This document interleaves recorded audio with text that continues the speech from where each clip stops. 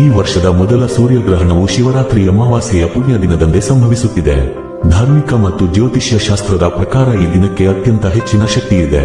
ಇಂತಹ ವಿಶೇಷ ಸಂದರ್ಭದಲ್ಲಿ ನಮ್ಮ ಜೀವನದಲ್ಲಿರುವ ದಾರಿದ್ರ್ಯ ದೂರವಾಗಿ ಅಷ್ಟೈಶ್ವರ್ಯಗಳು ಪ್ರಾಪ್ತಿಯಾಗಲು ಯಾವ ರೀತಿಯ ವಿಧಿ ವಿಧಾನಗಳನ್ನು ಅನುಸರಿಸಬೇಕು ಎಂಬುದನ್ನು ಘನದಲ್ಲಿ ವಿವರವಾಗಿ ತಿಳಿದುಕೊಳ್ಳೋಣ.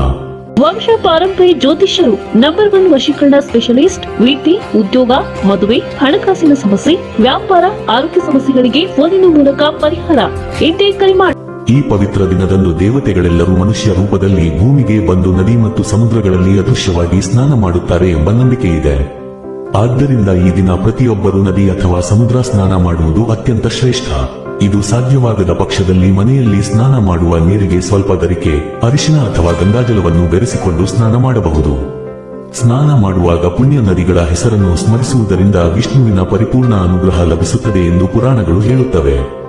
ಮನೆಯಲ್ಲಿ ಸುಖ ಶಾಂತಿ ನೆಲೆಸಲು ಈ ದಿನ ಸಂಜೆ ನಿಮ್ಮ ಮನೆಯ ಮುಂದೆ ಮಣ್ಣಿನ ದೀಪಗಳನ್ನು ಬೆಳಗಿಸಿ ಲಲಿತಾ ಪರಮೇಶ್ವರಿಯನ್ನು ಮನಸ್ಸಿನಲ್ಲಿ ಪ್ರಾರ್ಥಿಸುತ್ತಾ ಲಲಿತಾ ಸಹಸ್ರನಾಮವನ್ನು ಪಠಿಸಬೇಕು ಅಥವಾ ಕೇಳಬೇಕು.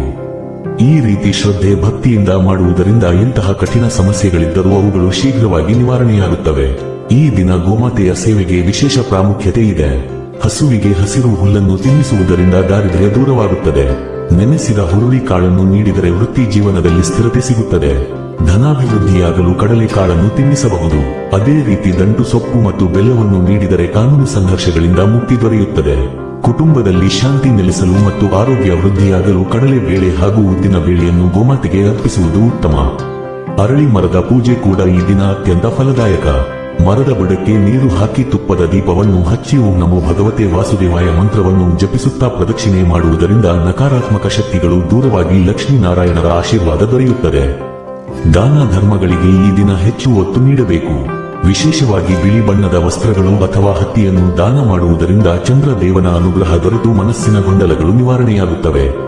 ಇದರೊಂದಿಗೆ ಎಳ್ಳು, ಪಾದರಕ್ಷೆ ಅಥವಾ ಛತ್ರಿಯನ್ನು ಅವಶ್ಯಕತೆ ಇರುವವರಿಗೆ ದಾನ ಮಾಡುವುದು ಅತ್ಯಂತ ಶುಭದಾಯಕ. ಸ್ವಂತ ಮನೆಯ ಕನಸು ಹೊಂದಿರುವವರು ಈ ದಿನ ಸಂಜೆ ಶಿವ ಮತ್ತು ಪಾರ್ವತಿಯನ್ನು ಆರಾಧಿಸಬೇಕು. ದೇವರಿಗೆ ಹಾಲಿನ ಪಾಯಸವನ್ನು ನೈವೇದ್ಯವಾಗಿ ಅರ್ಪಿಸಿ ನಂತರ ಅದನ್ನು ಪ್ರಸಾದವಾಗಿ ಸ್ವೀಕರಿಸಬೇಕು. ಈ ಆಚರಣೆಯಿಂದ ಭೂಮಿಗೆ ಸಂಬಂಧಿಸಿದ ಸಮಸ್ಯೆಗಳು ದೂರವಾಗಿ ಸ್ವಗೃಹ ಯೋಗ ಪ್ರಾಪ್ತಿಯಾಗುತ್ತದೆ. ರಾತ್ರಿಯ ಸಮಯದಲ್ಲಿ ಚಂದ್ರನನ್ನು ಸ್ಮರಿಸುತ್ತಾ ಪ್ರಾರ್ಥನೆ ಮಾಡುವುದರಿಂದ ಆರ್ಥಿಕ ಕಿರಿಕಿರಿಗಳು ಅಂತ್ಯವಾಗುತ್ತವೆ. ಗ್ರಹಣದ ಸಮಯದಲ್ಲಿ ಕೆಲವು ಮುನ್ನೆಚ್ಚರಿಕೆಗಳನ್ನು ವಹಿಸುವುದು ಅವಶ್ಯಕ. ಈ ಸಮಯದಲ್ಲಿ ಆಹಾರ ಸೇವನೆ ಮಾಡುವುದು ಅಥವಾ ಬೇಯಿಸುವುದು ಸೂಕ್ತವಲ್ಲ. ಆದರೆ ಮಕ್ಕಳು, ವೃದ್ಧರು ಮತ್ತು ಅನಾರೋಗ್ಯ ಪೀಡಿತರಿಗೆ ಇದರಿಂದ ವಿನಾಯಿತಿ ಇರುತ್ತದೆ. ಗ್ರಹಣ ಕಾಲದಲ್ಲಿ ದೇವರ ವಿಗ್ರಹಗಳನ್ನು ಸ್ಪರ್ಶಿಸಬಾರದು. ಆದರೆ ಮಂತ್ರ ಪಠಣ ಮತ್ತು ಜಪಗಳನ್ನು ಮಾಡುವುದರಿಂದ ಕೆಟ್ಟ ಪರಿಣಾಮಗಳಿಂದ ಪಾರಾಗಬಹುದು. ಗ್ರಹಣ ಮುಗಿದ ನಂತರ ಮನೆಯನ್ನು ಶುದ್ಧೀಕರಿಸಿ ಸ್ನಾನ ಮಾಡಿ ದೇವರ ಪೂಜೆ ಸಲ್ಲಿಸಬೇಕು. ಒಟ್ಟಾರೆಯಾಗಿ ಈ ಬಾರಿಯ ಸೂರ್ಯಗ್ರಹಣವು ಅನೇಕ ರಾಶಿಗಳಿಗೆ ಶುಭ ಫಲಗಳನ್ನು ನೀಡಲಿದೆ. ಮೇಷ, ಕರ್ಕಾಟಕ, ಮಿಥುನ, ತುಲಾ, ವೃಷಭ, ಮೀನ ಮತ್ತು ವೃಶ್ಚಿಕ ರಾಶಿಯವರಿಗೆ ಆರ್ಥಿಕ ಪ್ರಗತಿ, ವೃತ್ತಿ ಜೀವನದಲ್ಲಿ ಯಶಸ್ಸು ಮತ್ತು ಕಳೆದು ಹೋದ ಹಣ ಮರಳಿ ಪಡೆಯುವ ಯೋಗವಿದೆ.